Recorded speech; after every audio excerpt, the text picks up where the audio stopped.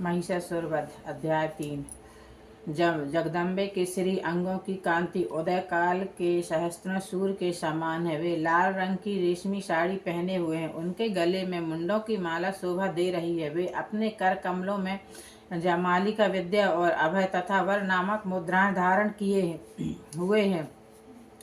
3 नेत्रों से सुशोभित वह उनके मस्तक पर चंद्रमा के समान मोतियों से जड़ा हुआ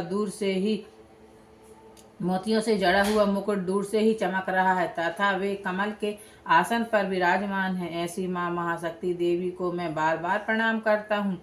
इस माँ को तो सभी प्रणाम करते हैं जो जग का कल्याण करती है। ऋषि जी कहने लगे, असुरों की सेना को इस प्रकार तहस नहस होते देख महादैत्य सेनापति चिक्षुर को क्रोध में भरकर अंबिका देवी से युद्ध करने के लिए आगे बढ़ा। वह खूनी असुर क्रोध में अंधा हो देवी पर अंधाधुंध बाणों की वर्षा करने लगा। अपने साथियों की मृत्यु का बदला लेने के लिए वह सैकड़ों बाण एक ही साथ छोड़ता, किंतु देवी उसके बाणों को अपने एक ही अग्निबाण के साथ जला देती और साथ ही असुर सेना का पर आक्रमण करती। वह खूनी राक्षस सीना ताने देवी के सामने अपने घोड़े को लाकर चीखने लगा, ओ कल की लड़की, अब तू मेरे हाथों से बच नहीं सकती। तूने धोखे से मेरे इतने साथियों को मार डाला है। अब मैं गिन गिन कर उसकी मृत्यु का बदला लूंगा। तुम्हारे शरीर की एक एक बोटी करके स्वयं बड़े आनंद से खाऊंगा।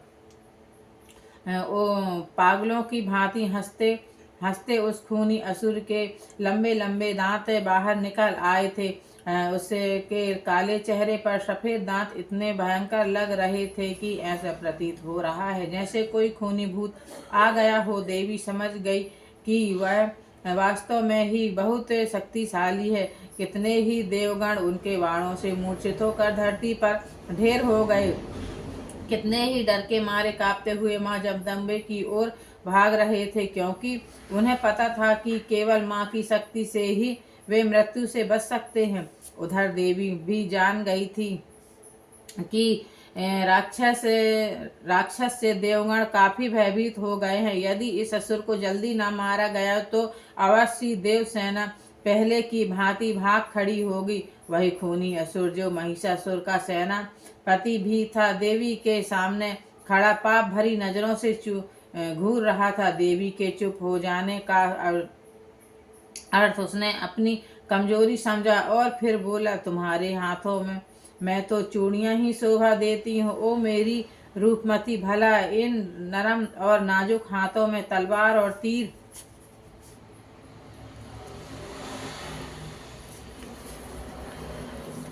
तीर कमान या त्रिशूल भाले, छी छी, भला इस सुंदरता से इसका क्या संबंध? तुम्हारे जैसी सुंदरी जो चांद से कहीं अधिक सुंदर है। फूलों की रानी को तो घर और बिस्तर की शोभा बढ़ानी चाहिए। चल, आज मैं तुम्हें राजमहल ले चलता हूँ। उस खूनी असुर की बात सुन देवी का मुंह क्रोध के मारे लाल हो गया। आंखों से अंगारे बरसने लगे। ऐसा लग रहा था कि वह अब इस राक्षस सेना को जान से मार डालेगी। ओ कमीने कुत्ते, बेईमान पापी, अपनी काली जुबान पर भूलकर भी मेरा नाम मत लाना। तू इस योग्य नहीं है कि मेरा नाम अपनी गंदी जुबान पर ला सके। देवताओं की तपस्या भंग करके उन्हें जान से मारने वाले दुष्ट, अब समझ ले तेरा अंतिम समय आ गया है। ले देखते मेरी सुंदरता की शक्ति। यह कहते हुए जगदम्बे ने जो अग्निबाण छोड़ा वह चारों ओर आग बरसाता हुए चीछुर की ओर बढ़ने लगा। चीछुर ने उस अग्निबाण को अपने शक्तिशाली बाणों से रोकने का पूरा प्रयास किया, किंतु सारे बाण असफल हो गए। उसका हर बाण उस अग्निबाण से टकराकर भस्म हो जाता। अंत में उस अग्निबाण ने चीछुर का धनुष भी जला दिया। फिर दूसरे बाण छोड़कर देवी ने उसका सारा शरीर बाणों से भी डाला, परंतु चीछुर भी कोई कच्चा खिलाड़ी नहीं था। वह अपने घोड़े को बंदर की भांति नचाता हुआ अपने आपको आपको बचाने का प्रयास करने लगा। अब वह अपनी लंबी तलवार लेकर दोनों हाथों से पूरी शक्ति के साथ घुमाने लगा। सबसे पहले उसने माँ जगदम्बे के शेर को काट कर फेंकने का प्रयास किया, किंतु जैसे ही चीचुर माँ के शेर पर वार किया, वैसे ही उसकी तलवार टूट कर दो टुकड़े हो धरती पर गिर पड़ी। बस फिर क्या था, क्रोध के मारे लाल आंखें किए चीचुर पागल सा हुआ, लंबा सूल हाथ में ले आक्रमण कर दिया। उस खूनी के सूल में वास्तव में शक्ति थी, जिससे अनेकों देवता हताश होते होते लगे। बहुत से घायल होकर धरती पर तड़पने लगे। देवी तो पहले ही क्रोध से भरी हुई थी। देवताओं की इस प्रकार से हत्या होते देखकर उसका क्रोध और बढ़ गया। उसने चीचुर के त्रिशूल को अपनी तलवार से काटकर हवा में उड़ा दिया। दूसरे ही क्षण वह अपने शेर को चीचुर के सामने ले आई और शेर की भांति गरज कर बोली, ओ पापी राक्षस, अब तेरा समय आ गया है। तू लाख प्रयत्न करने पर भी मुझसे बच नहीं सकता। तूने शायद मुझे एक सुंदर कन्या ही समझा है। तुझे नहीं पता कि मैं इस सुंदरता के वेश में मृत्यु हूँ। जो भी शत्रु मेरे सामने आ जाएगा, उसे केवल उसकी मृत्यु मुझसे बचा ले जाएगी। अब तेरा समय आ चुका है। चीचुर ने जगदम्बे की आंखों से निकलते हुए सुर्ख रंग के अंगारों को देखा तो उसे अपनी शक्ति कम होती दिखाई देने लगी। उसे ऐसा प्रतीत होने लगा जैसे किसी अनजानी शक्ति ने उसे बांध दिया है। उसके दोनों हाथ जकड़ से गए हैं। जिसे वह सुंदरी समझ रहा था, वह तो मृत्यु की देवी है। मौत मौत मौत। चीचुर को अपने चारों ओर ही मौत दिखाई देने लगी। वह अपने शस्त्रों को चलाने की शक्ति भूल बैठा था। उसका मन करता था कि रणभूमि छोड़कर भाग जाए, अन्यथा वह मृत्यु उसे सदा के लिए समाप्त कर देगी। चीचुर, अब तुम्हारा सोचना न सोचना व्यर्थ है। समझ ले कि अब तू मारा गया। तेरे पापों का अंत हो गया। अंतिम समय में यदि किसी को याद करना है तो कर ले। नहीं नहीं, मैं मरना नहीं चाहता। मुझे बचा लो। हर पापी मृत्यु के नाम से कांपता है। धर्मी प्राणी मृत्यु से कभी नहीं डरते। चीचुर, अब भले ही तू कहीं भाग ले, मैं तेरी मृत्यु हूँ। मैं पाताल में भी तेरा पीछा नहीं छोड़ूंगी।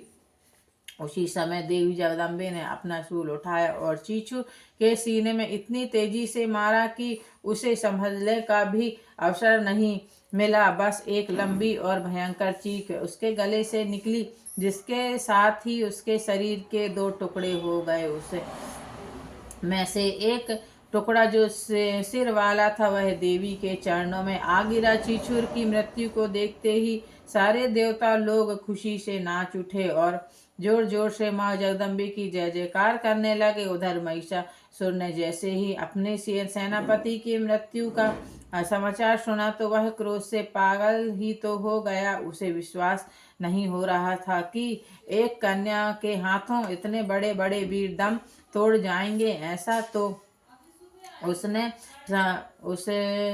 सपने में भी नहीं सोचा था। कुछ क्षणों के लिए तो महिषासुर को ऐसा लगा जैसे उसकी मृत्यु उसके सामने खड़ी हो। वह मृत्यु उस कन्या का रूप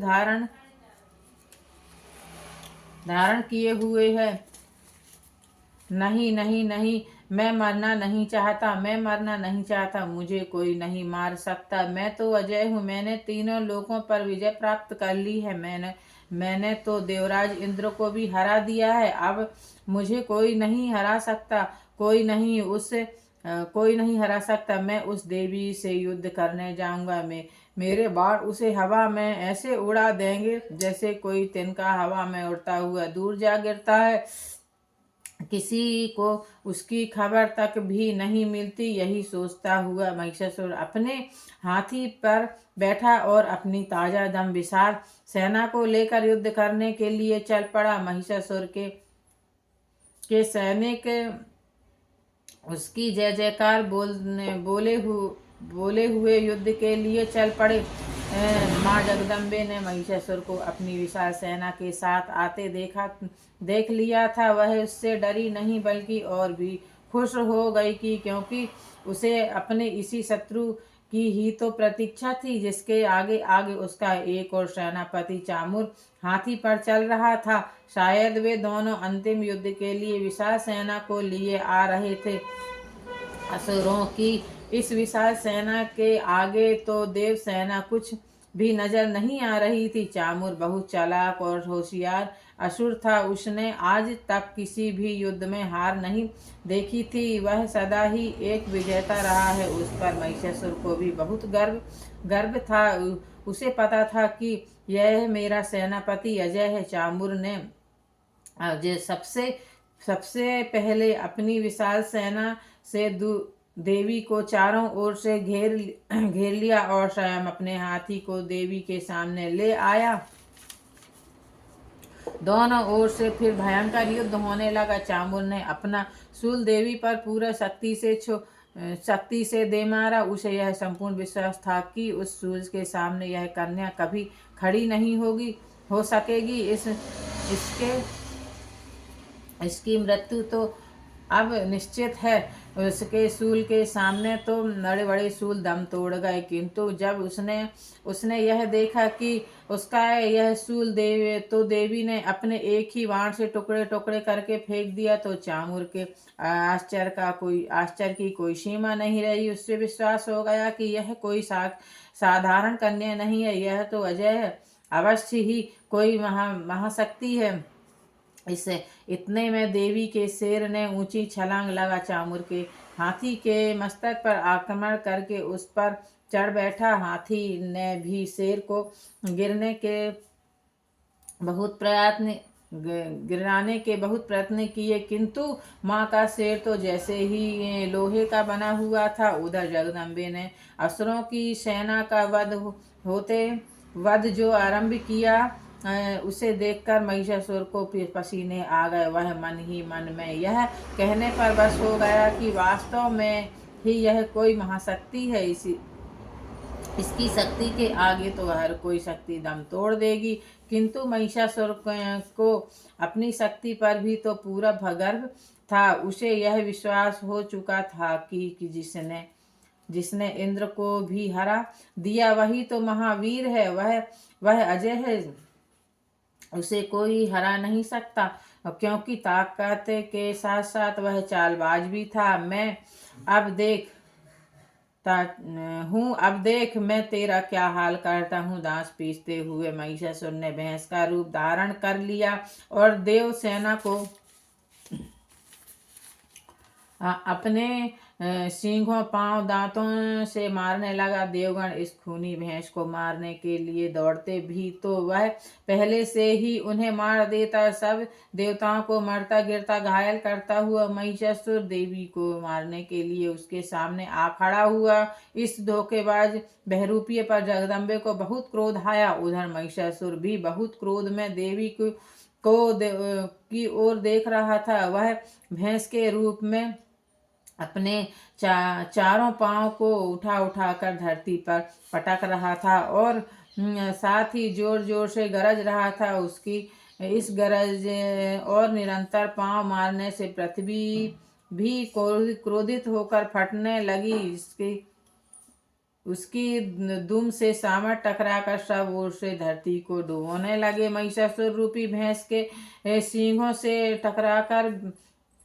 टकराने से बादल भी फटकर टुकड़े टुकड़े होने लगे। उसकी टक्करों से वह बड़े बड़े पहाड़ टूटकर धरती पर गिरने लगे। क्रोध से भरा हुआ महिषासुर देवी पर टूट पड़ा, तो वह तो पहले से ही होशियार थी। तभी उन्होंने मोटे मोटे रस्से उसके गले में डालकर उसे पकड़ लिया और अपने ओर खींचने लगी। जैसे ही महिषासुर पकड़ा गया तो उसने अपना भैंस का रूप छोड़कर फिर से अपने आप को असली रूप में वापस ले आया और जैसे ही देवी उसे मारने के लिए आगे बढ़ी तो वह गजराज बन गया। जैसे ही देवी उसे मारने के लिए दौड़ी तो वह खड़गधारी वीर के रूप में उसके सामने आ खड़ा हुआ। यह देवगणों को उठाकर मारने लगा। सबने उसे उसने बड़े बड़े पहाड़ उठा उठा कर फेंकने शुरू कर दिए, जिसके नीचे दबकर देवता मरने लगे। चारों ओर विनाश लीला देखकर देवताओं में एक बार फिर हाहाकार मच गई। देवी माँ ने जैसे ही अपनी सेना का मधुबल गिरते देखा तो वह क्रोध से भरी महिषासुर की ओर बढ़ी। तभी महिषासुर जैसा भैंसा बन गया।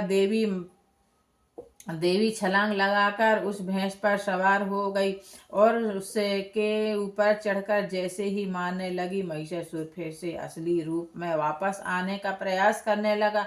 उसने अभी अपना आधा सिर और मुंह बाहर निकाले थे कि देवी ने अपनी शक्ति से उसे वहीं पर रोक दिया। उस समय वह आधा भैंसा था और उसका मुंह और सिर महिषासुर के लगे थे। देवी माँ उसकी पीठ पर सवार थी, जिसे उसने झट से अपनी तलवार बाहर निकाल और एक ही झटके में महिषासुर का सिर गर्दन से काटकर अलग फेंक दिया। महिषासुर के मरते ही असुर सेना रणभूमि छोड़कर भाग खड़ी हुई। देवताओं की विजय हुई। असुरों को देवलोक छोड़कर भागना पड़ा। देवराज इंद्र को जगदम्बे ने फिर से उसका राज वापस दिला दिया।